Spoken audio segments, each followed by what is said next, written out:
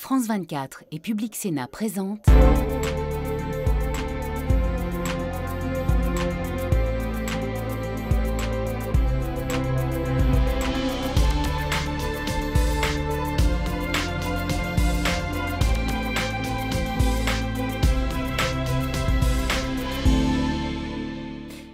Merci de nous rejoindre pour la partie débat d'ici l'Europe. Retard européen sur la vaccination, crise de confiance en Bruxelles, désaccord sur les stratégies sanitaires et les réponses économiques entre les 27. Peut-on même parler de désunion européenne face à une crise sans précédent? C'est l'idée européenne même qui joue son avenir. Tout avait pourtant commencé par un sursaut fédéraliste sur deux fronts. Achat en commun de vaccins salvateurs, constituant les prémices d'une Europe de la santé et un endettement inédit dans le cadre d'un plan de relance de 750 milliards d'euros. Seulement voilà, les lendemains déchantent. Dans la course au vaccin, l'Union est à la traîne derrière les États-Unis, voire les Britanniques. L'OMS dénonce la lenteur inacceptable de la vaccination en Europe.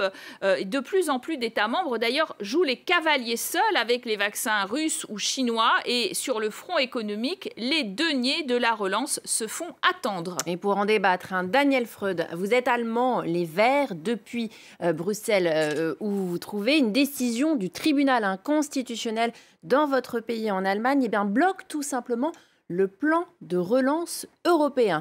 Et depuis Bruxelles également, Andrzej Kovařík, vous êtes tchèque du groupe Renew Europe et votre pays détient le triste record du nombre de morts Covid par habitant en Europe. Avec nous aussi depuis Rouen, Nicolas B.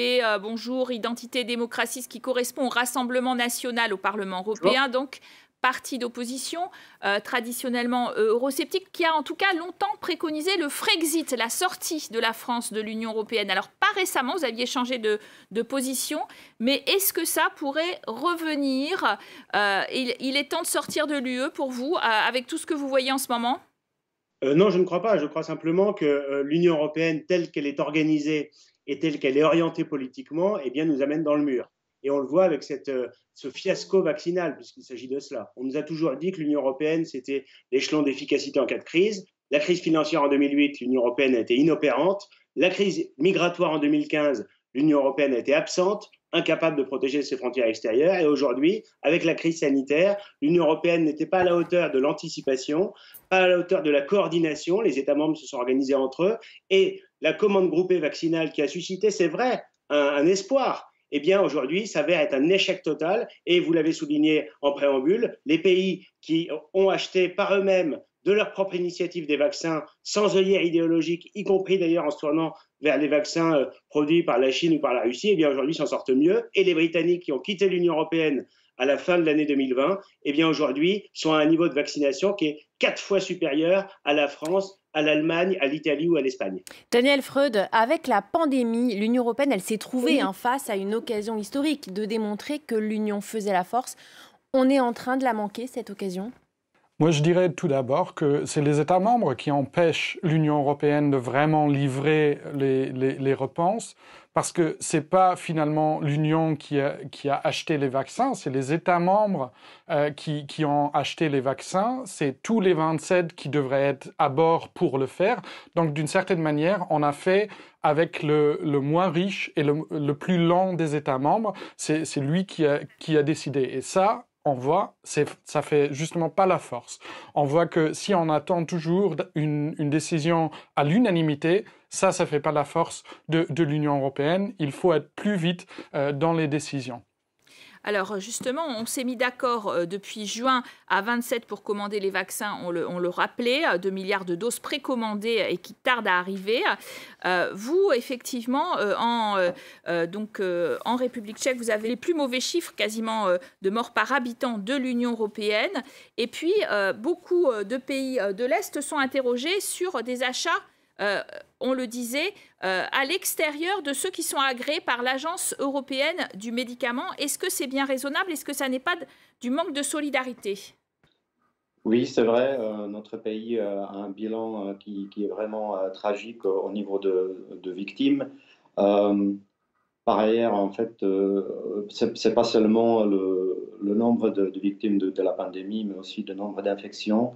Mais je pense que, contrairement à ce que peut-être était publié, le pays comme la République tchèque veut bien en fait participer à un cadre européen, donc y compris la registration de vaccins par l'agence médicale européenne. Mais il faut, c'était aussi le sujet de la dernière réunion du Conseil européen, il faut voir comment comment accélérer et comment faire plus disponible le vaccin pour tous les citoyens européens, y compris des pays d'Europe centrale et orientale. Nicolas Bay, votre parti et vous, vous-même, vous comparez sans arrêt la France avec le Royaume-Uni qui vient de faire son Brexit, vous nous l'avez rappelé, sauf que, contrairement à lui, la France ne produit pas de vaccin contre le Covid. Donc il faudrait comparer en fait la France avec la Suisse ou la Norvège qui commandent seuls et qui sont les plus en retard en matière de vaccination. C'est ça que vous souhaitez ?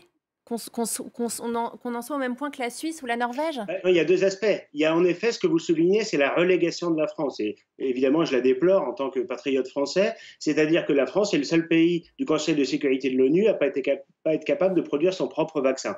Effectivement, ça nous place en situation de vulnérabilité. Mais pour revenir à la question de la commande groupée, en réalité, on ne peut pas incriminer les États membres, puisque la Commission européenne avait totalement la main sur cette commande groupée. À tel point d'ailleurs qu'elle l'a fait dans l'opacité la plus totale et les députés européens que nous sommes n'avaient même pas accès aux détails des contrats qui ont été négociés. Ce qu'on constate simplement, et on n'a plus qu'à pleurer sur le nerf renversé en quelque sorte, c'est que finalement les commandes ont été passées, elles ont pour beaucoup ont été déjà payées et pourtant eh bien, les délais de livraison n'ont pas été respectés, en particulier sur le vaccin AstraZeneca, puisque à l'heure où nous parlons, je crois qu'il n'y a qu'un quart des livraisons qui ont été assurées pour les livraisons qui devaient avoir lieu d'ici au 31 mars. Donc il y a un retard absolument considérable. Mais moi, ce que je regrette, c'est l'orientation idéologique. On s'enferme uniquement sur l'AstraZeneca et sur les vaccins américains, alors qu'il y a d'autres vaccins dans le monde dont on aurait pu également commander des doses en quantité importante. Et la question, évidemment, pour l'Union européenne se pose naturellement du vaccin russe. Au lieu d'être enfermé dans une logique de guerre froide avec la Russie, on devrait trouver qui a des problèmes pour être produit apparemment en Russie et dans l'Union européenne, le vaccin russe. Là aussi, il y a des problèmes de production importants, soulignent les Européens, qui d'ailleurs ne l'ont pas agréé encore scientifiquement. Ça, je pense que le débat va avoir lieu. Alors, justement, je voulais demander à Daniel Freund, quand finalement un grand Européen comme Jacques Delors, qui est ancien président emblématique de la Commission européenne, dit un peu comme vous d'ailleurs, le climat qui semble régner entre les chefs d'État et de gouvernement et le manque de solidarité européenne font courir un danger mortel pour l'Union. Ces chefs d'État, ils doivent mieux se maîtriser et peut-être vendre leur réussite et pas toujours finalement mettre en scène leur désunion ou leur inquiétude. Moi, je pense ce qu'on voit actuellement, notamment du chancelier autrichien Sebastian Kurz, c'est absolument aberrant. Une faute de son propre gouvernement de ne pas accepter les vaccins qui ont été déjà achetés par l'Union européenne. Il a refusé parce qu'il jugeait qu'ils étaient trop chers à l'époque.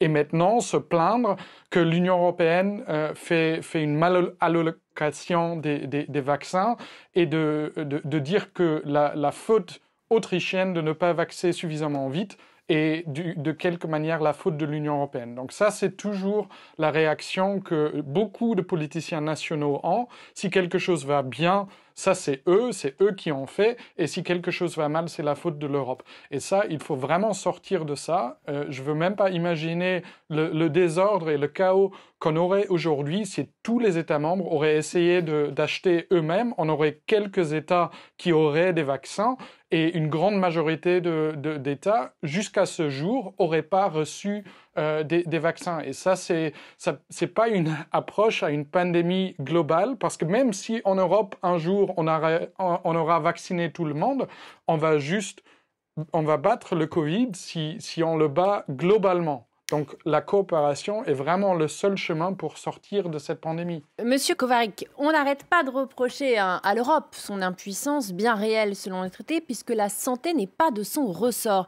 Est-ce qu'il faut d'urgence construire à marche forcée une Europe de la santé capable de mieux gérer de manière centralisée la pandémie? Justement, je crois que c'est ça le point clé de notre débat. Il faut y voir comment peut-on mieux coordonner ou bien même replacer les compétences au niveau européen. Là, je pense par exemple le cadre commun pour les achats de vaccins, c'est une bonne idée à faire pour justement assurer donc l'accès solidaire pour l'ensemble des États membres. C'est vrai que la mise en œuvre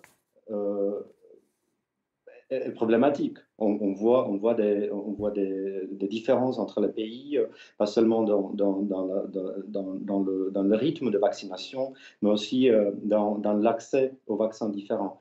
Mais là, je crois que maintenant, on est en train de gérer une crise d'urgence pour bâtir une union de santé ou pour compléter en fait les compétences de l'Union européenne dans le domaine des santé.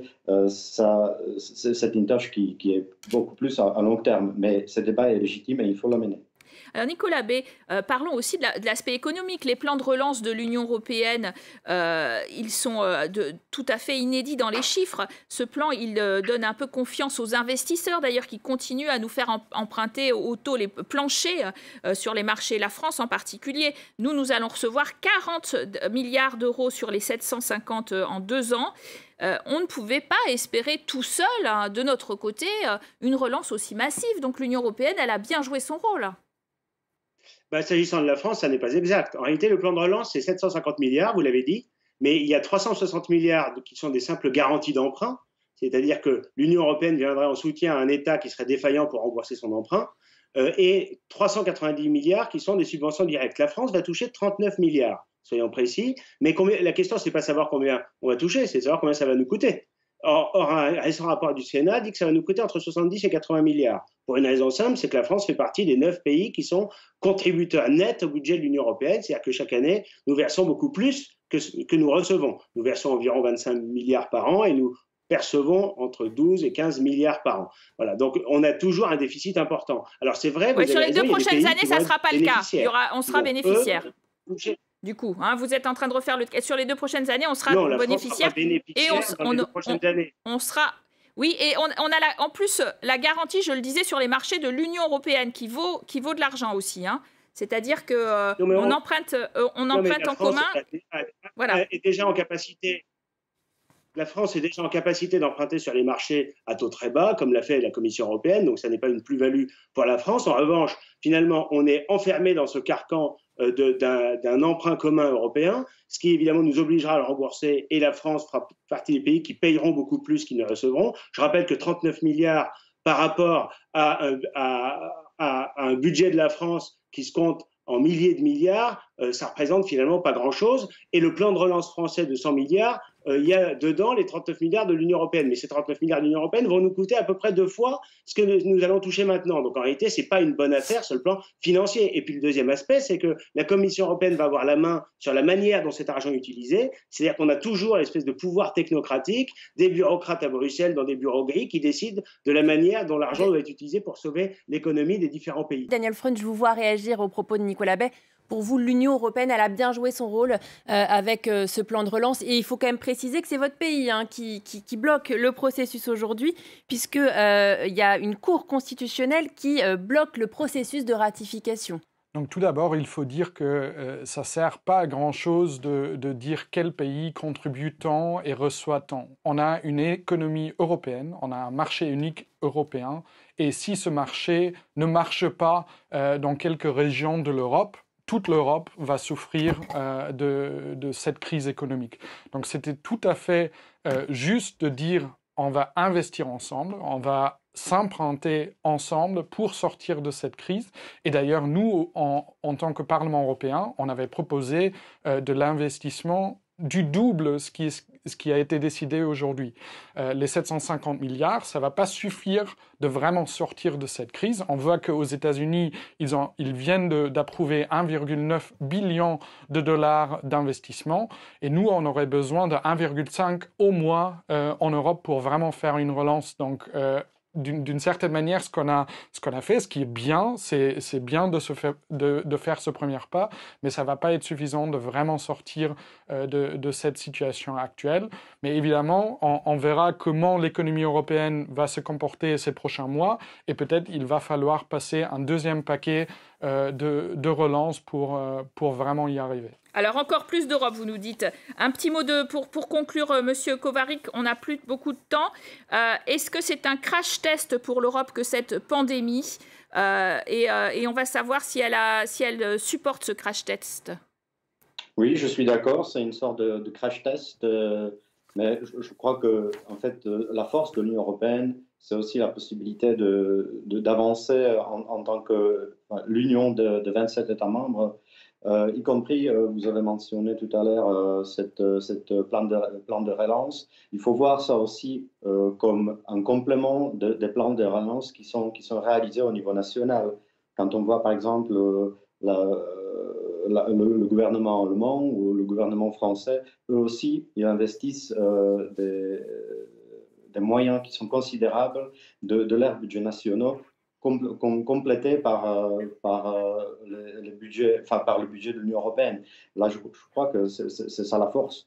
Il faut plutôt voir quelles sont les possibilités, quels sont les avantages d'une approche commune à l'Union européenne, au lieu de trouver, de chercher, de pointer de doigt des problèmes qui sont très souvent les problèmes de mise en œuvre, les problèmes pratiques.